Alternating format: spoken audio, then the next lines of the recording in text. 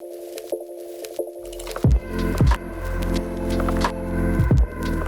up guys, my name is Josh, and today we're going to be talking about probably one of the most beautiful headphones I've reviewed in a long time. The Fostex TR-X00. Now, quick difference between the TR and the TH. The TR is just, the R part is for removable for the cable. So the TR comes with a removable cable, the TH does not. Everything else should be exactly the same. Now this kind of falls right into that $400 to $500 area that I think a lot of people do shop at.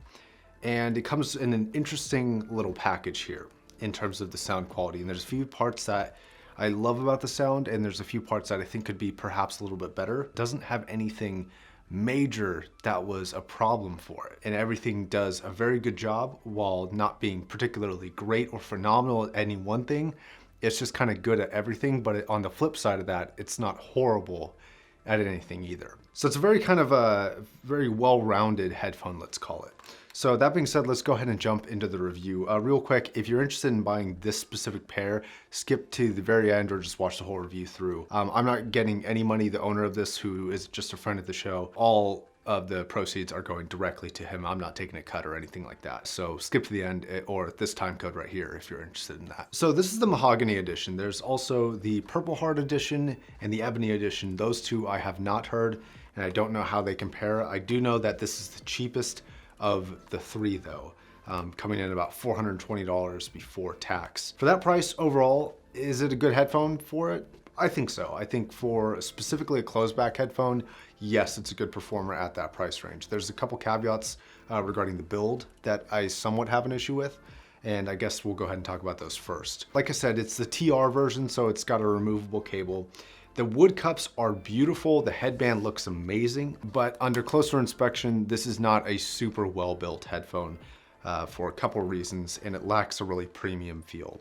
One is going to be this headband structure here. Now on the inside of the headband, you can kind of see it's got these stitching marks. And unfortunately, in between those stitching marks, there's no or very little padding. And so you kind of have this like double ridge that you really feel when it's on your head. And it's kind of an interesting design. I don't know why they designed it that way, because it should have had more padding on the inside to be a little bit more comfortable. And then speaking of further comfort issues, let's talk about the pads. Now, I've had a hell of a time trying to modify this to sound better than the stock variation. The owner was trying to modify them. He sent them over to me modified. I demodified what he had done because he wasn't happy with it. I wasn't happy with it. I modified them with these extra pair of, I'm not sure what brand these are, some pair of leather ear pads. I can't quite remember what brand these are. And then some like Dakoni Elite hybrid pads, and different foam, backing materials, dampening materials. I tried microfiber, I tried Dynamat, I tried a ton of different things, and literally nothing that I have tried sounds better than stock. So that's a little bit unfortunate because they're not uncomfortable per se, but they're also not a very comfortable headphone. And the main reason for me is going to be the pads. So the pads are relatively small. I've got small ass ears, so they work for me, but they're not gonna work for everybody. And there's a big kind of thicker portion on the back of this pad. And you really feel it in the area behind your ear. And it kind of feels like a, I know this is a super weird example, but it's like a packing bubble, like it's filled with air, right? It feels like they have one of these in the back of the pad, and it's kind of like a rounded pressure behind your ear. And it's not super comfortable. And after a while, you really start to kind of feel it back there. It's not super hard on the clamp or anything like that. It just has this weird feel to where it doesn't feel like it's embracing your head. It's more like it's just kind of resting on your head without forming to like your head's curves or anything like some other pads do. The actual foam that they use in here is also not very plush or pliable.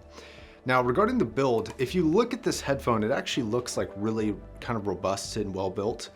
And I think if they had done one thing with the hinges, or actually two things with the hinges, I think that it could have had a very, very solid feel in the hand when you pick it up, but it doesn't. One, the problem with the hinges is that they're kind of free floating. I think if they had some sort of dampening material to where they wouldn't free float, they'd still turn, but they'd be a little bit more resistant. It would feel a little bit more solid. And also the location of the hinge is something that it's just kind of at an odd position and it doesn't feel right when you pick it up. I know it's a stupid thing to complain about, but for whatever reason, just kept bugging me.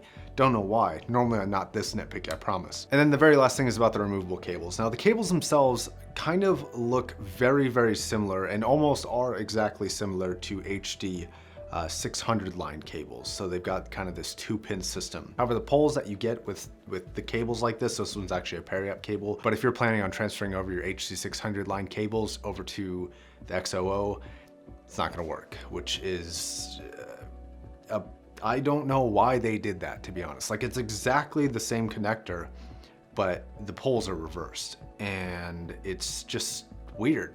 Like, I can't imagine why they would do that. All right, I think that's gonna be it for the build. What about the power? Well, these have a sensitivity level of 94 decibels, which isn't the most efficient thing in the world, but they do have an impedance rating of 25 ohms, which is fairly efficient. And because they're closed back, they don't leak a lot of sound.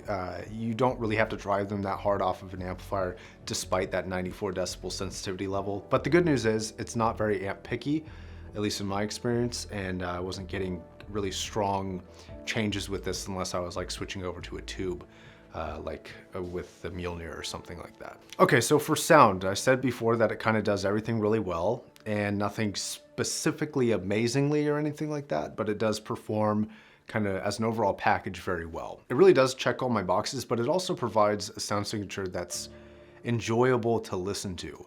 And it's something that even when I wasn't necessarily listening for the review, I still kept picking it up just to listen to it.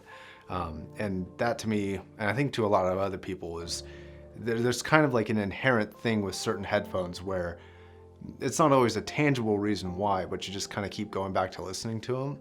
That's kind of what the X00 was giving me. So the treble is detailed, but it's not extremely forward. It is somewhat recessed compared to the mid-range and the bass response. It's very pleasing to listen to, and it's definitely not gonna be for the more analytical of you who really wanna make sure that you're getting every little bit of detail. That's not gonna be the headphone for you. I think the EL8s were probably better for detail for closed back headphones. And if you want something that's like crazy bassy or anything like that, then go with the 1770s.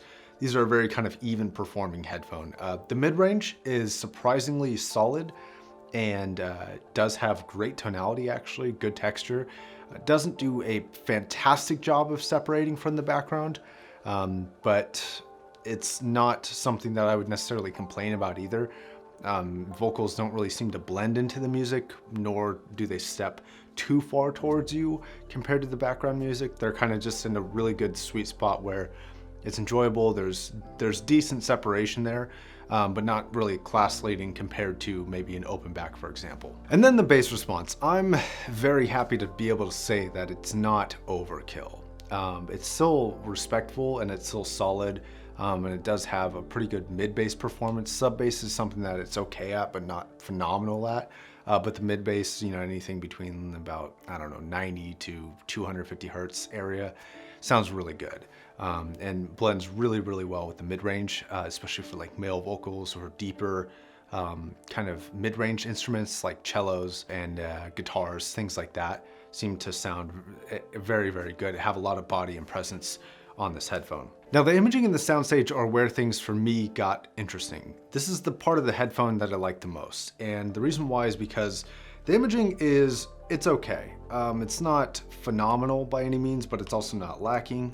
Kind of, again, that's kind of the theme of this headphone. But the soundstage was very, very accurate within a relatively shallow field. It's wide for a closed back, but kind of narrow for an open back, for example. Just like a generic open back. I'm not thinking of anything specifically. But the reason why I like this, and despite the shallow soundstage, the part that I enjoyed the most was how large they sound. They really have this kind of all-encompassing sound on your head to where it just feel like they're coming from all around you. It doesn't sound like you're listening to a closed headphone. That's kind of the best part about this headphone. It's not the widest thing in the world, and it doesn't necessarily trick you into thinking things are like 5 feet away or anything like that. But it does have this awesome ability to kind of make you forget that you're listening to a closed headphone. And it really just sounds like a fairly good, although not phenomenal, but fairly good open back headphone when you're actually listening to it. So its ability to do that was probably the one thing that stood out to me the most, and probably the reason why I kept going back to listen to it despite the fact that I'm not generally a huge fan of closed back headphones. But I have lots of open back headphones over here, and when I was just like playing games or listening to music or doing work on the computer or anything like that, I just kept listening to those. And I think it's probably that reason. So in conclusion, like I said before, this is one of those headphones that really kind of checks off every box. And without just checking it off, it also provides a nice, enjoyable overall package to listen to. I do have a couple, not necessarily complaints, just cautious statements about comfort and build quality. It's not the most well-built thing in the world. It's not extremely tough feeling. And the comfort, that's kind of it's a toss-up because it's not extremely uncomfortable. It's not even uncomfortable. It's just not comfortable.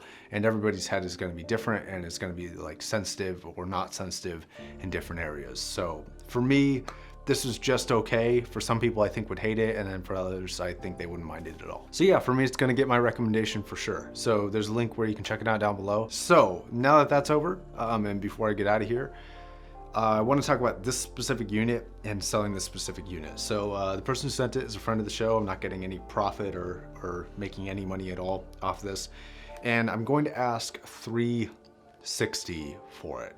Now, I know you're thinking like, wait, they're $420 brand new. That's true, they are. And these are used, but you get a few things with it. You get this extra pair of leather pads. I don't know the brand, but I will put it up here after I get a response from the owner. You get the Dakoni hybrid pads as well. So you get 2 extra sets of pads, the stock cable that it comes with, and a brand new Periapt cable that they actually sent over for this review specifically. A huge shout out to Periapt. Thank you for providing the cable for this. So you get the whole package, including shipping for $360. It's gonna be PayPal, and the first person to email me and offer full price is gonna get it. Now that $360 is including shipping to the United States only. If you're outside of the United States, I will still allow you to buy this as long as you have PayPal and it clears and everything. But depending on where you're located, I'll have to get a quote, and you may have to pay a little bit extra for international shipping. All right, guys, I think that's gonna wrap it up. I'm gonna hop out of here, and before you go, I have a real quick message about my Patreon. I'd appreciate it if you could watch that. Thanks. All right, peace. If my videos have helped you in any way, please consider supporting me on Patreon. It really does help the channel a lot. You will receive early access to videos like this one and an exclusive Patreon-only behind-the-scenes video monthly. Patreon also helps with shipping costs and feeding my coffee addiction so that I can get up at 6 a.m. to make videos like this one.